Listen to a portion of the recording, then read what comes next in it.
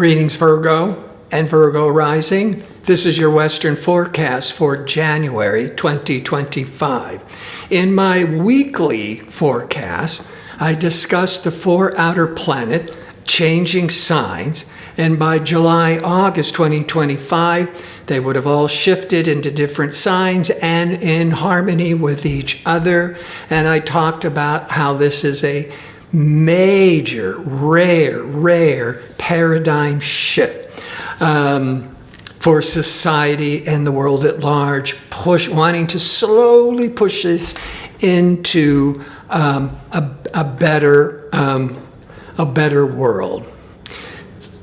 But there was one more major planetary transit that was changing signs, but I didn't want to start to overwhelm you and confuse you. And I wanted to wait till January because this is the karmic north node, changes signs every year and a half, goes through all the signs almost every 18 to 19 years. And this karmic north node is going into Pisces at the beginning of January.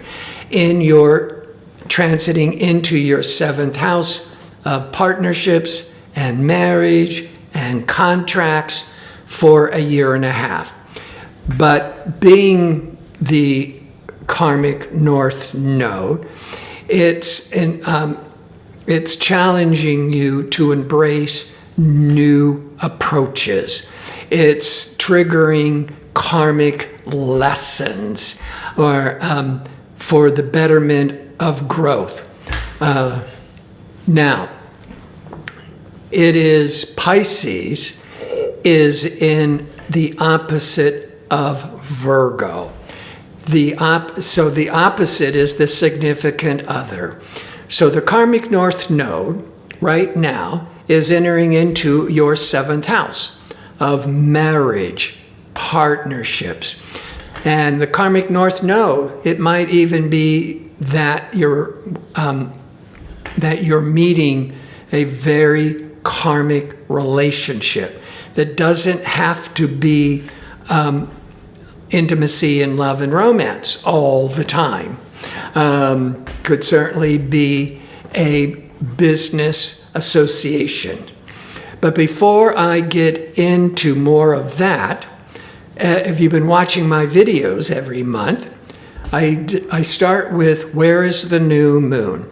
The new moon is in Capricorn, a fellow compatible earth sign with Virgo, an earth sign. And Capricorn is 5 signs past Virgo. So your priorities, your attention is always drawn in January when the new moon's in Capricorn to your 5th house. It's spotlighting creativity, romance, fun and games, investing, speculating. It's a very pleasurable area of the chart. It is the sector where we look to for children, and there might be a real spotlight on planning to have children or any kind of children projects, or giving birth to a child, or giving birth to any kind of important new creative project. So that's the new moon putting a spotlight on your 5th house. And the 5th house can be romantic, and it can spotlight children. And the karmic north node is now entered into your 7th house of the significant other and relationships. So there is the beginning of a narrative here that I will start exploring. But first, if you enjoy these kinds of videos and would like to see more of them, click like and subscribe. And don't forget to click on the notification bell so you can receive the latest postings. So the new moon is putting a real spotlight on 5th house matters. That's December the 30th. 2 weeks later is always a full moon. The full moon gets to reveal what's working or not working with what you set in motion with the new moon. This full moon is on January the 13th. It is in your 11th house because it's in Cancer. Cancer's 11 signs past Virgo. And so there's a real spotlight of a lot of things coming to a head, a lot of emotional reactiveness. 11th house can be friendships, group activities, teamwork. But this full moon is in Cancer and is being very much impacted by Mars in Cancer and retrograde. Mars does not like being in Cancer, and because Cancer is more inward, reflective, and Mars wants to, take the lead and conquer the world. It doesn't want to be staying at home and being reflective and nurturing when it goes through Cancer. And then for Mars to be in Cancer and to be retrograde, it's feeling really stuck and frustrated and could trigger a lot of mood swings. So around the 13th, there might be some real emotional upsets, stresses with friendships, that's the 11th house, with any kind of organization you might be involved in, or if you're working in collaboration with a group, there might be some real ego flare-ups around the 13th. Now, the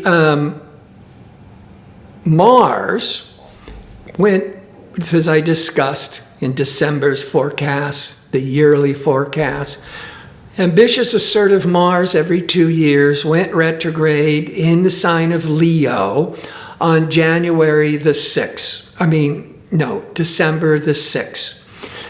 Staying in Leo, by January the 6th, the Mars retrograding it's appearing to move backwards into Cancer, into your 11th.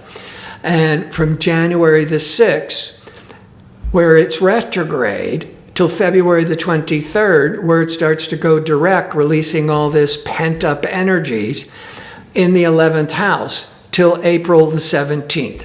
Now, when Mars is direct, from the end of February to the middle of April, Mars direct is courageous, it's confident, it's really goal-oriented, and with the 11th, that could be involved with a collaborative group effort. On another level, the 11th house deals with your long-range goals and aspirations, and maybe by the end of February, March, April, that Mars, you're really pushing and going to achieve these long-range goals, and might even include associates or friends to help you of the 11th house.